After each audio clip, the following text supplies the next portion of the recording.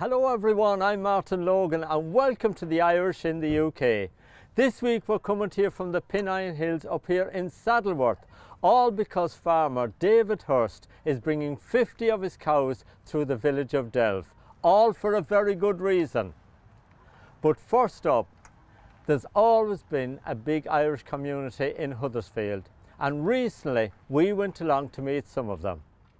According to records, in 1832 the first Irish people settled in Huddersfield. Around about that time, St Patrick's Roman Catholic Church was built to encourage Irish workers to stay in the town. Ollie Walsh, a native of County Galway, immigrated to Huddersfield in 1962. I came to Huddersfield because I had family connections here. You weren't too long here, were you, until you started playing football with Brothers Pearce? Oh yes, I think we came here in August and I think we were playing that September, 1962. Now tell me what it was like when you first arrived here in Huddersfield in 1962. There was quite a big Irish population here, and especially from Connemara, West Galway, and there's Kerry and Mayo. But, you know, the GAA team was here. There was about 15 or 16 counties in Ireland represented on it. Yeah. I'm really surprised that there was such a strong Irish congregation here in Huddersfield down the years, with you know, Leeds just down the road, Manchester the other side. Oh yes, there was. I surprised myself, like, you know, not being a big city, like only being an average sized town, like, you know. But as I said, especially as I said, the Connemara people, like, you know, there was quite a big contingent of them here. They had their own priest here, like, as the Gaelic was their first language, and you know, they're mass in Irish here. And St Patrick's Hall used to be across the road from here. Confessions and everything then was held in Irish, so hence the draw for the Connemara people especially. Yeah. Now, how is the Irish community in Huddersfield these days? Is there still a big contingent? Nowhere near as big as what used to be. Mostly the GAA Club now is relying particularly on second generation Irish, and as I say, we have the odd few here. You get a few from the university, but as I said, nowhere near like what it was like in the 60s and 70s. Yeah. You made lots of friends here, of course, through work, but mainly with the GAA, didn't you? And you played a long time with Brothers Pearce. Oh yes, I did. Yeah, now we were brought up with East Galway with the hurling, and we played a bit of football as well when they were short and whatever. And as I said, but I mostly worked in engineering while I was here. Like, so got involved with cricket and all sorts of foreign sports, as they call them, you know, whatever. So David Brown gears, or David Brown tractors, you know, now Case tractors. Worked for them for 16 years. The big factory out the road. There are 3,500 people employed there in Melton, you know. Did many Irish work there? Oh, they did, yeah, quite a good number of Irish, you know. And of course you've got two Irish centres, you could say, here. You've got the real Irish centre here that were here today, and then you've got St Patrick's Catholic Club as well. Oh yes, very much so, yeah. So the Irish people were well cared for in the entertainment sense. Now, how is the Catholic Club doing these days? Because, you know, we know that there's not as many Irish going around, but I do know that they're still bringing bands over from Ireland. Oh, they are, yeah, but nowhere near what they used to be like, you know, the alternative music now, rock and roll nights and whatever, and I think it's the same right all over the place, you know. The entertainment thing has changed very much so since the 70s and 80s. Lovely to catch you, Ollie. St Patrick's Day Parade is a key event for the Irish in the town. We spoke to John McLaughlin, who is the main organiser for the big day. We formed in 2000 and the first parade was in 2001. This year's parade is on the 10th of March. We like to have it a week early, and the reason for that is we get the best bands from around the country who would be otherwise engaged on Patrick's Day itself. We've got 25 different acts ready to go around the town, and obviously St Patrick's Club and the Irish Centre are raring to go. We'll have music afterwards, and it's a really good day for the town because it's not just the Irish that come out, the people of Huddersfield come out, and we all have a party and we enjoy ourselves. Well, that's true. It's always a great day of community celebration, I would put it, because a lot of people come out to support the parades all over. Yeah, and I think we'll try to reflect that in the parade because as well as all the Irish acts, for example, the step dancers, the trad Irish, the Irish rock, and the GAA obviously, we have, for example, this year a Guggen band, a samba band, we have a rock and roll band, we have cheerleaders, we have street dancers. So we try to capture the richness and the variety and the diversity of Ireland, and we feel that we do that on the day of the parade. And of course there's a huge Irish congregation here in the town. Yeah, estimates are that there's about 10,000 Irish who claim to be, whether that's first, second or third generation, and it's good to say that most of them come out and support us on the day, and it's great because everyone's proud to be Irish on the day of the parade and St Patrick's Day, and of course the people here of Huddersfield, they like to get involved as well and they join in the crack, as we say. So what I would say is, we're here. If you want to see two parades, you can come and see ours on the 10th, go to your own on the 17th. We start at 1 o'clock outside the Huddersfield Irish Centre. You can see all the details on www.theparadeonline.org, or you can follow us on Facebook. Of course, a big responsibility on you organising all this and getting it off the ground. But how did you get involved with St Patrick's Day Parade? Because speaking like that, you weren't born in Ireland. No, I was born here in Huddersfield. I think the start of the parade really was due to the Irish Centre, which opened in 1999, and I think that gave us the inspiration to start a parade. A team of us met in May 2000. The Irish Centre had only been open a year, and I think we looked round to places like Halifax and to Leeds and to Manchester, and we thought that if they can do it, maybe Huddersfield could do it. And at first I was reluctant to join, but here I am 19 years later. I don't know if I'm reluctant or if I'm enjoying it, but I'm still here. But you've got strong Irish connections. Oh, very much so, yeah. My mother is from County Mayo. Brothers Pierce GAA Club is celebrating 65 years of playing Gaelic football in Huddersfield. The club has a great tradition of Irish players over the years. Mick O'Connor spoke to us about the history of the club. Brothers Pierce was formed in 1954, and at the time there was a lot of work in Huddersfield. The M62 was about to be started. These four people got together and said, well, we should form a GAA club in this town. And they formed a GAA club. And after a few years, they had tremendous success in both hurling and football. And it carried on into the 60s. And then, of course, as you get into the 70s, a lot of the people that come in the 50s decided to go home. And then it was left to fellas like us, myself and Ollie Welch and a few more, to carry the can here for Brother Pierce. And of course the club nearly folded at one stage, didn't it? The club nearly folded, Martin, in 1974. We were down to the bare bones, and we had a big meeting in the old Irish League Club, which was down Zetland Street. There was another club come in and they said they wanted to join with us. So we took a vote on the night.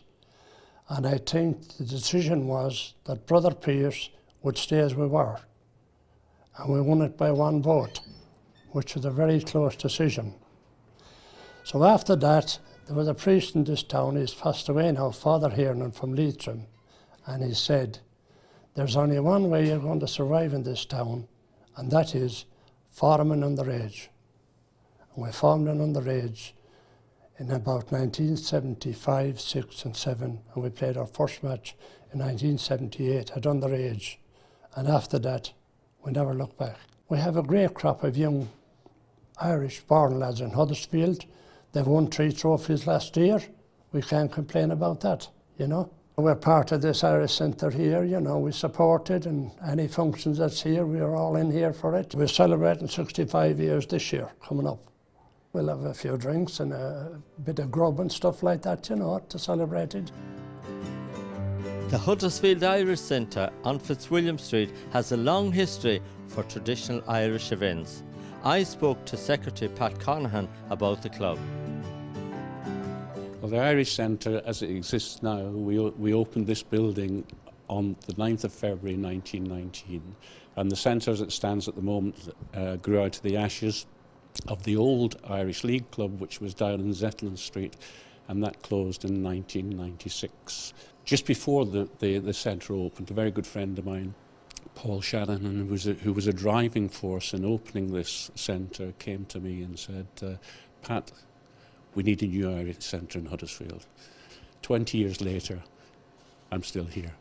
And the centre has thrived. I mean, we see ourselves as an umbrella organisation, really. We're here to support all the other Irish associations and clubs in the town. So we have the Brothers Pierce GAA, who operate from here, We have St Joseph's Rugby Club, there's Irish dancing, line dance, all sorts of organisations that rely on us for support.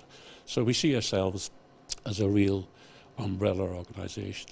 And of course we're entering into the month of March, and what happens? It's St Patrick's Day, and we have the St Patrick's Day Parade. We see it as an opportunity, it's a shop window for us to share Irish culture with the rest of the population of Huddersfield. Well, of course, your centre is the hub of the Irish people here in Huddersfield as well.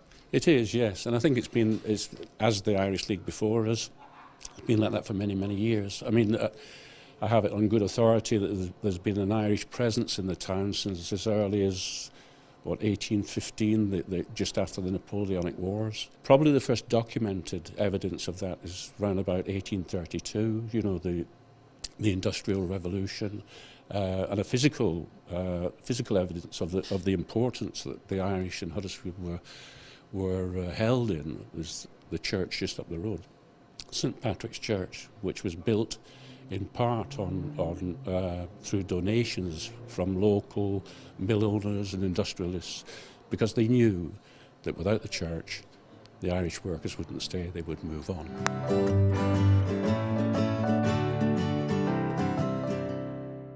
It was great to meet some of the community who is keeping the Irish traditions alive and well in Huddersfield, and well done to you all. Now we're off for a little break.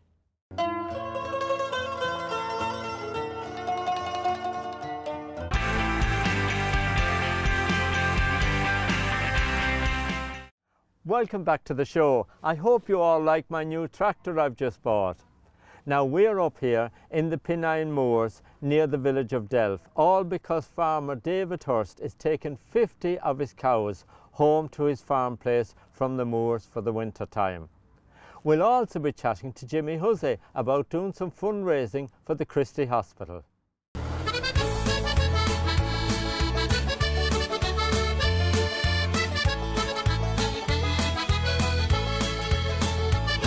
The city slicker's life, it is a fast one. Everybody seems to think they own the road, but there's no one I can see that can get the best of me, as my John Deere pulls a mighty hefty load. Riding high on my John Deere tractor, riding high for all the world to see. With the hedgerows flying by, I've got a twinkle in my eye, and a queue of cars a mile long after me, as I travel down the country lanes and byways on my tractor, happy as can be. Jim, tell me, why has the farmer brought all those cows to the village of Delph this morning? Well, very simply, the cows come home this year and every other year.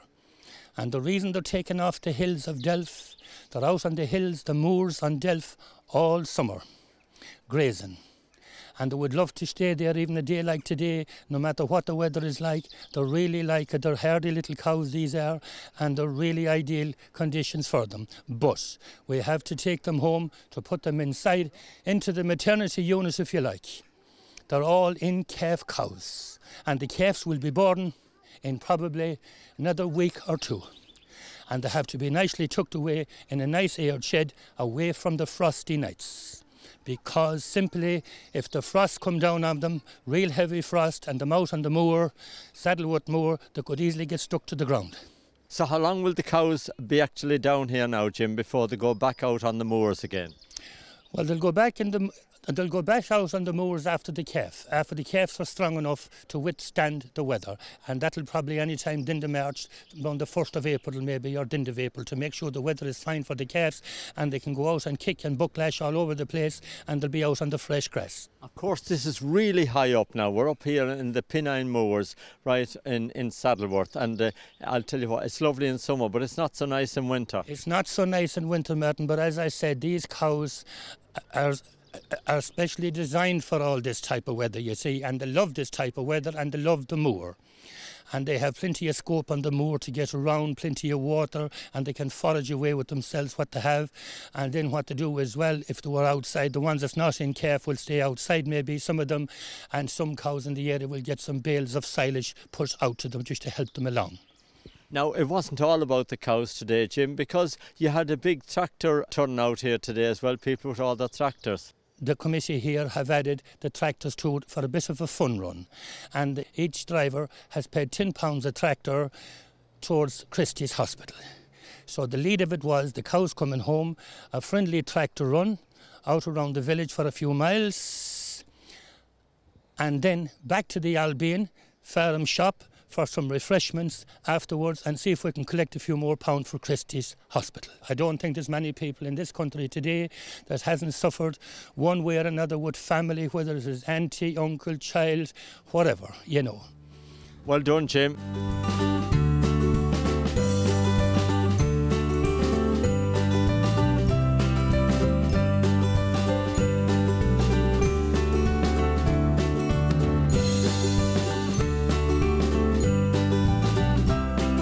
David, you're the main man here, of course, today, and only for you all this wouldn't have happened. Well, no, it's just fitted in with what we normally do, so we decided to, 2 years ago, to make a feature of the cow run through Delph, and we've had a vintage tractor run join in with us as well today. And it's really catching on because you've had so many people out on the streets, and of course here today at your lovely farm shop and cafe, you've had lots of people here as well.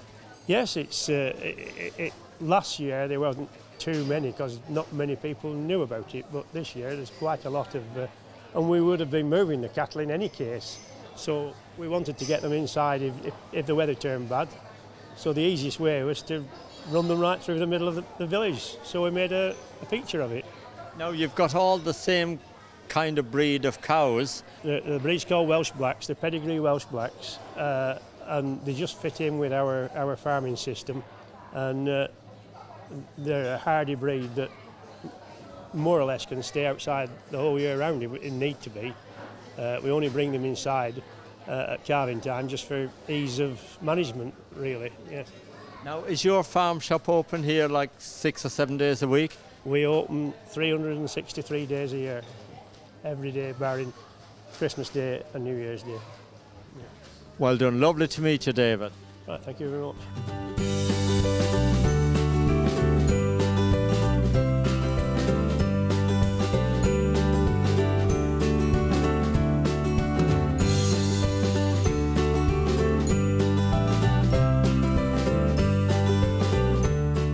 Laura, it's been an extremely busy morning for you and your father, of course, taking all the cows home. Yep, that's correct. Very busy. And of course, Jimmy Hussey's been up here this morning. He's been extremely busy, and everybody's been really good going around with a bucket and trying to collect some money as well for the Christie. Yeah, that's correct. No, they've done a fantastic job. It's been great.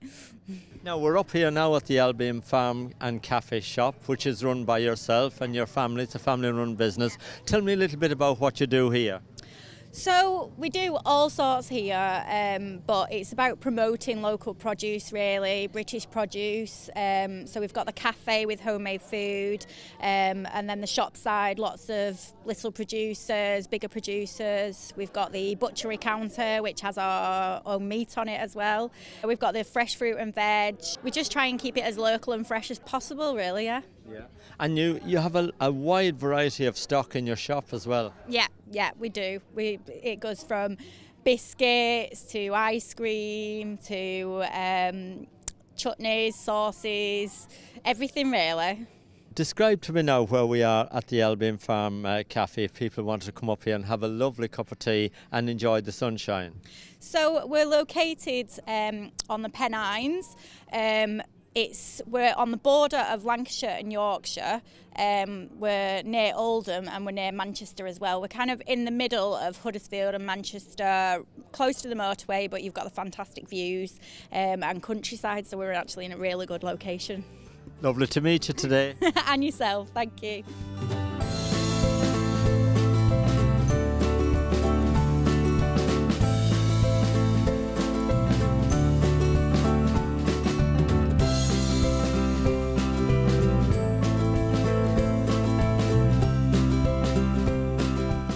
Michael, I love your David Brown tractor. It looks like brand new. Yes, well, I took it right back to the bare metal and I stripped it down and virtually rebuilt it. It's my pride and joy. So did you buy this tractor when it was absolutely a non-runner? Yeah, it were a non-runner. It were all the wrong colour, it were more like a pinky colour. And I just carried on with it. It took me 2 years to do, finally. It's in mint condition. Yeah, there's still more jobs to do, but I keep trying to get on top of it, you know. So in money terms, how much would it have cost you to rebuild it all? I think I've got just over £4,000 in it altogether. Yeah, quite a lot. And do you normally take it out for a run every weekend? In the good weather, yes. Yeah, I don't like taking it out when it's raining really, but yeah, I just set off on a Sunday morning, go for a breakfast somewhere and carry on going. Sounds like a great idea. Lovely fresh air as well. Yeah, can't beat it, can you? And John, you've got a David Brown 990 as well with the cab on. That's right, yeah. There was the same situation as Mick. It were poor, run down. Paid little for it, but spent a lot on it. But she worked all her life on it with a compressor on the back. She hadn't been an agricultural tractor. Right, so how fast can they travel on the road? About 16 mile an hour, 17, something like that. Not very fast. So do you need road tax and stuff like that to actually go on a public road with them? Not with this. All I need is insurance. Insurance and diesel. And that's all it does. So this sounds like great fun, that you get out in the country, you do a lot of driving and you do a lot of socialising together. That's right. These charity runs are superb. They go for the charities and go for days out. And how long have you been rebuilding your tractor? I got her in 2011 and did her up and that's it. But she was stripped down like Mick, sandblasted. That was done by tailors and yeah, we're good. You guys must know your business when you're able to put all these parts together. Yeah, we do what we can do, but some things like you got to get professionals on with them. But it's good, it's good. Now, today, like a charity day, isn't it? And it was a fun run this morning. How many of your friends turned out with the tractors today? I think there were 15 today, but you can get as many as 30, 40 tractors at a time, you know. And it's good for charity, isn't it? People think we're a nuisance on the roads, but it's all for charity. We try our best. So how far would you go on a drive when you take the tractors out? Yeah, roughly about 10, 15 mile. You know, nice steady trot on. That's it. Well, listen, it's been great to meet you both today, and it's all for a good cause as well for the Christie Hospital. Well done to you both.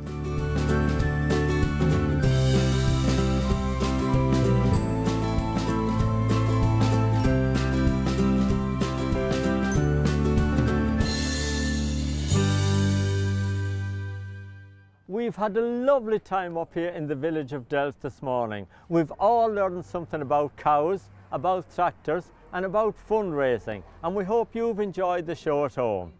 Now don't forget, Henry McGlade is back next Thursday evening at 7 o'clock and we are here with the Irish in the UK at 7:30, all on Sky Channel 192, Freesat 161. See you next time. I've got to get my tractor home.